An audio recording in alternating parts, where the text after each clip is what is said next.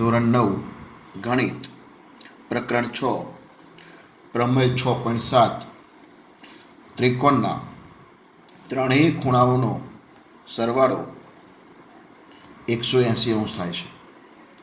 ત્રિકોણના ત્રણેય ખૂણાઓનો સરવાળો 180 અંશ થાય છે એ આપણે જાણીએ છીએ, પણ હવે એને આપણે આગળ સાબિત કરવાનો છે. બરાબર?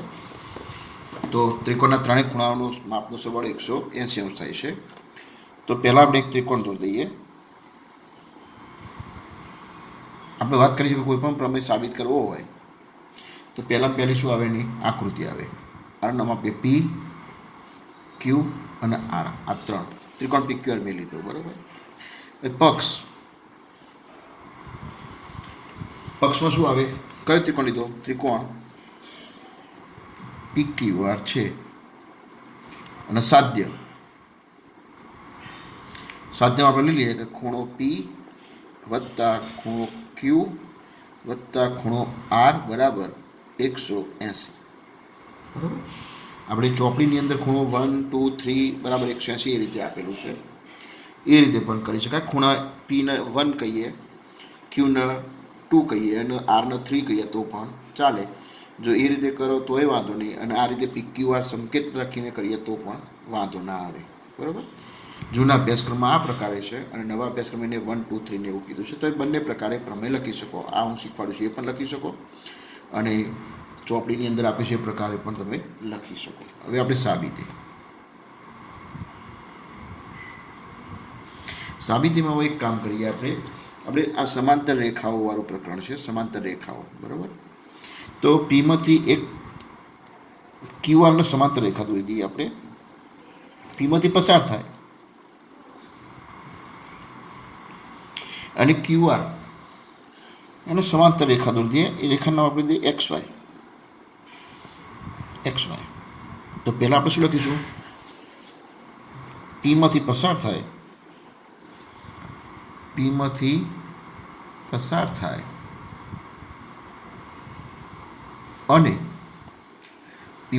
અને કોને સમાંતર? ક્યુઆર. અને ક્યુઆરને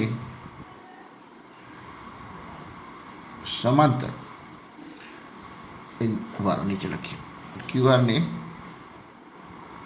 સમાંતર રેખા XY દોરો. આમાં કશું આપણે યાદ રાખવાનું નથી. જો પીમાંથી પસાર થાય અને ક્યુઆરને સમાંતર રેખા કઈ દોરી? આપણે XY દોરો. આપણે લખી કાઢીએ. બરાબર? હવે તમે જો આ બંને સમાંતર થઈ ગયું. XY સમાંતર ક્યુઆર એ લખું. XY સમાંતર ક્યુઆરની છેદિકાઓ તો બે થશે. PQ એ છેદિકા કહેવાય અને PR છે. PQ અને PR છે. બે છેદિકાઓ કઈ લખી? PQ અને PR છે. બે છેદિકાઓ PQ અને PR આપણે લઈ લીધી. ચલો, બે છેદિકાઓ લઈ લીધી યાર. તો ચલો આ છેદિકા લઈએ તો આ બંને એક સરખા થાય. યુગ્મ કોણ ઝેડ. જો ઝેડ સરખા થાય એનો અર્થ આ ખૂણો અને આ ખૂણાનું માપ કેવું થાય? સરખું થાય. તો એ બે ખૂણા કયા કહેવાય? ખૂણો માટે ખૂણો XPQ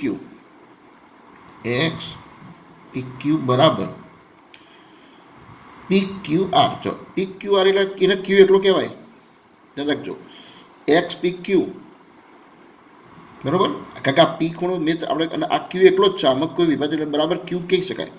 બરાબર ખૂણો Q કહી શકાય. કારણ Q એક જ છે, બીજો કોઈ Q છે નહીં. તથા આ બાજુ લઈએ YPR.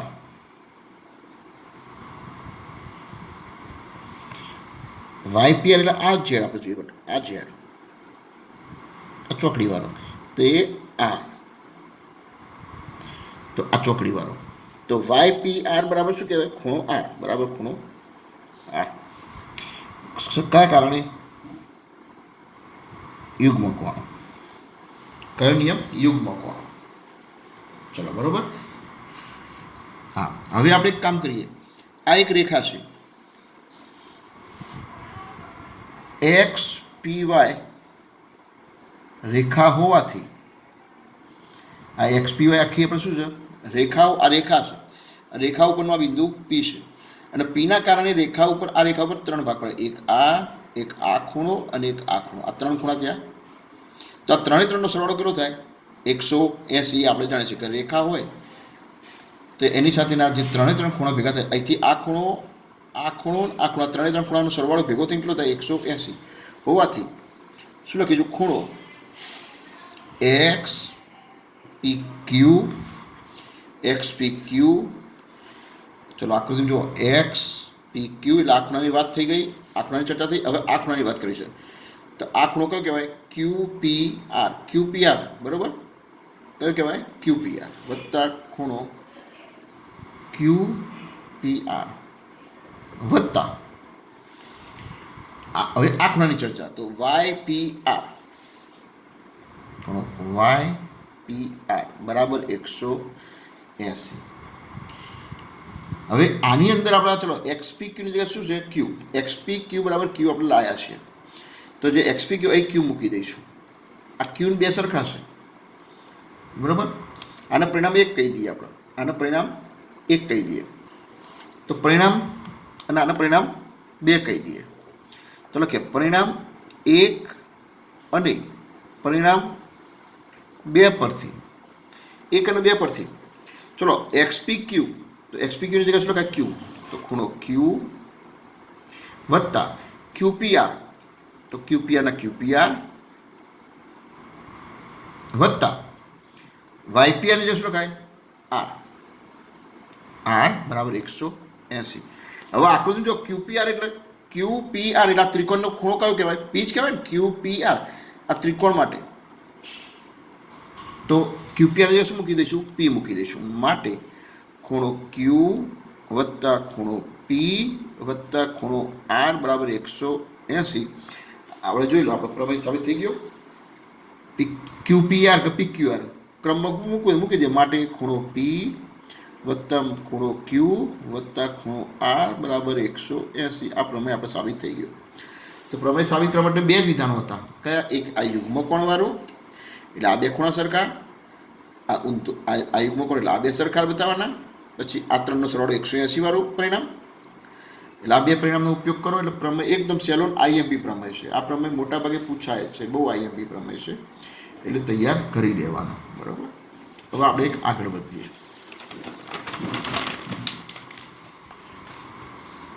પ્રમેય 6.8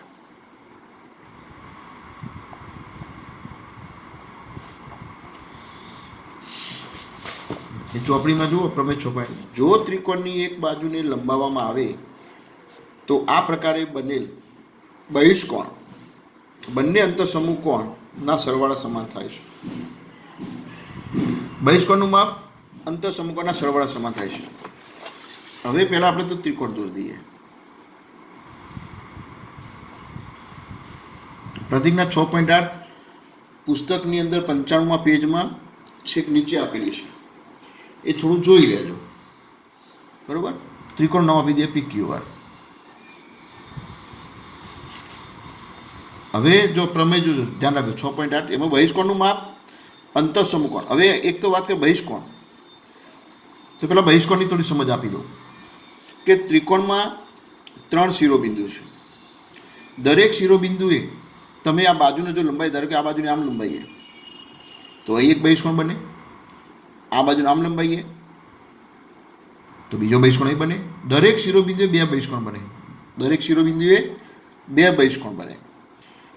આ શિરોબિંદુએ 2 બહિષ્કોણ, આ શિરોબિંદુએ 2 બહિષ્કોણ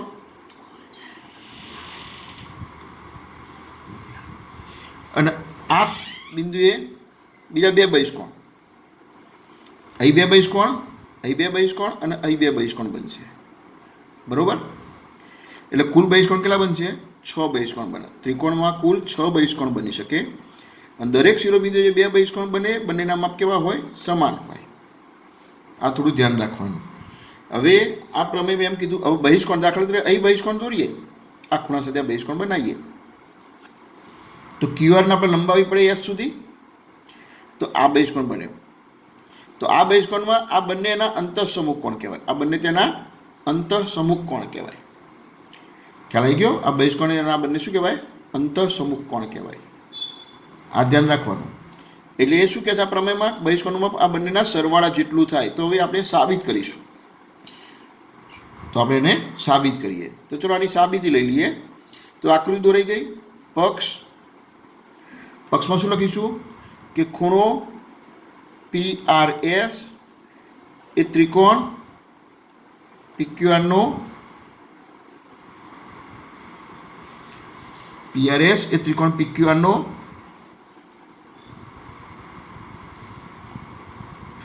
બહિષ્કોણ છે. ખૂણો PRS એ PQRનો બહિષ્કોણ છે. અને સાધ્યમાં શું આવશે કે ખૂણો PRS એટલે બહિષ્કોણનું માપ તેના બંને અંતઃસમકોણના સરવાળા જેટલો, P અને Qના સરવાળા જેટલો ખૂણો P વત્તા ખૂણો Q થાય. આવું આપણે સાબિત કરવાનું છે. બરાબર? તો સાબિત લઈ લઈએ હવે. બરાબર? ખ્યાલ આવી ગયો? અને હવે શું કરીશું કહો? તો આ બહિષ્કોણ છે એટલે આ બંને શું થશે? બંને પહેલાં તો લખીએ QR ને S સુધી લંબાવતા. બરાબર? QR ને આપણે શું કરીશું? S સુધી લંબાવીએ.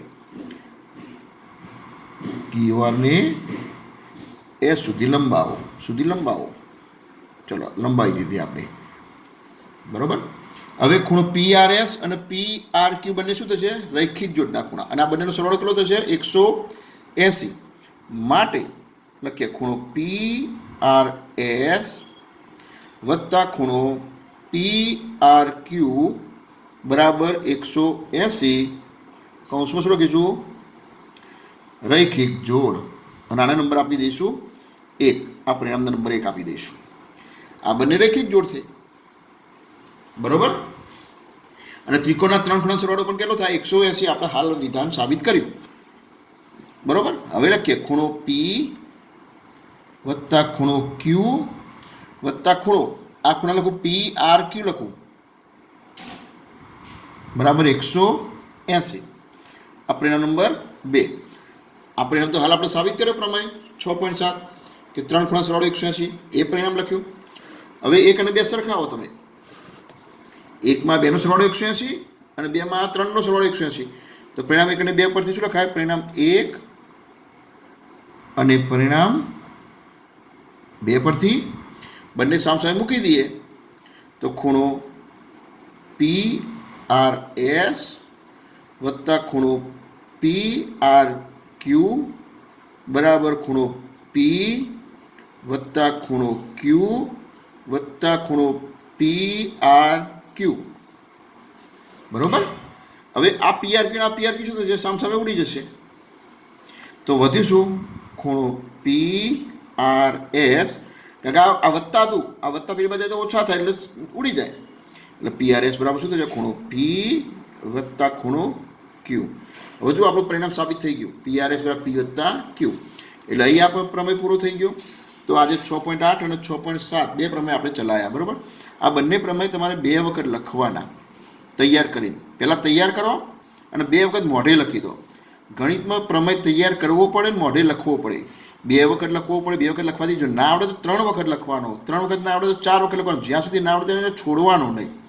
આ બંને પ્રમેય ખૂબ IMP છે. એના ઉપર આધારિત દાખલા પણ આવશે. એટલે આ બંને પ્રમેય સરસ રીતે તૈયાર કરી દો. બરાબર? પછી આવતા બીજા વિડીયોમાં આગળ આપણે એના ઉદાહરણો લઈશું. ઓકે.